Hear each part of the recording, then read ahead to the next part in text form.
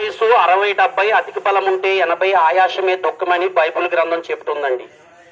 ఇప్పుడు 60-70 కూడా లేదండి. ఎప్పుడు వెళ్ళిపోతామో తెలుస్తలేదు.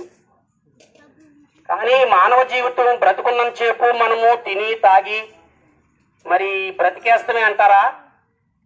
లేదండి.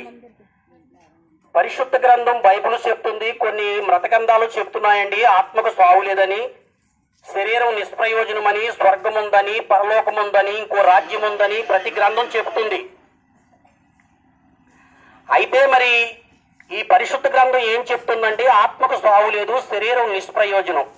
మరి మనం చనిపోతంగానే బాడీ ఇక్కడే ఉంటుందండి, ఆత్మ వెళ్ళిపోద్ది అంటారండి. ఒక పేరు ఉందండి, ఒక మనిషి పేరు ఉంటుంది. ఆ పేరుని బట్టి మనం ఏమంటామండి? ఇతను వెళ్ళిపోయాడు అంటామండి. కానీ బాడీ అక్కడే ఉంటుందండి, ఆత్మ వెళ్ళిపోద్ది. ఆత్మ ఆ తండ్రి దైవ శిష్యుల దగ్గరికి వెళుతుందండి.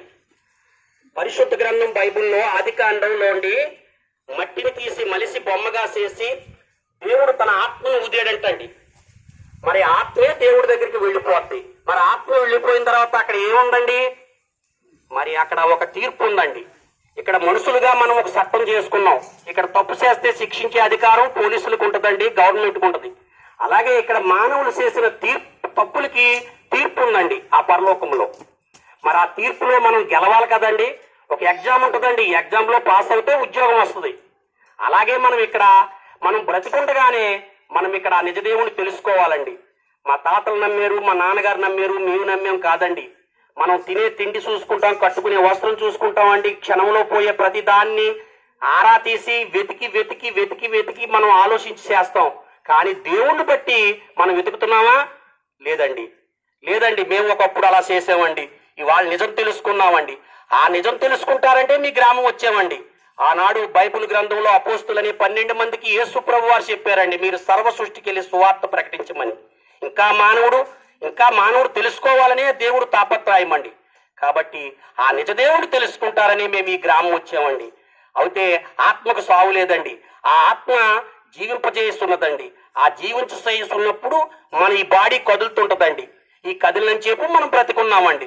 ఆత్మ ఎప్పుడైతే తండ్రి దగ్గరికి వెళ్ళిపోయిందో బాడీ నిష్ప్రయోజనం. మరి దాన పరిచేస్తారు, దాని స్థితిలో మంటలో కాల్చేస్తారండి. కానీ తీర్పు ఉందండి. ఆ తీర్పులో అందరూ దేవుడి దగ్గర నిలబడాలండి అమ్మా.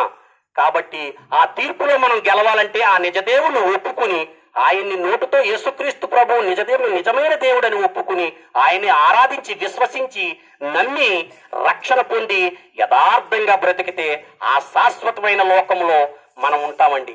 అక్కడ సావు పుట్టుకులు లేవండి, అక్కడ ఆకలి దప్పుకుండదు, అక్కడ భార్య బిడ్డలు అనే ఒక భేదం లేదండి. అక్కడ అందరం దేవుడి దగ్గర మనం సంతోషంగా ఆనందంగా తరతరాలు యుగయుగాలు 1 సంవత్సరం 1000 సంవత్సరాలు కాదండి, నిత్య జీవం ఇస్తానంటున్నాడండి.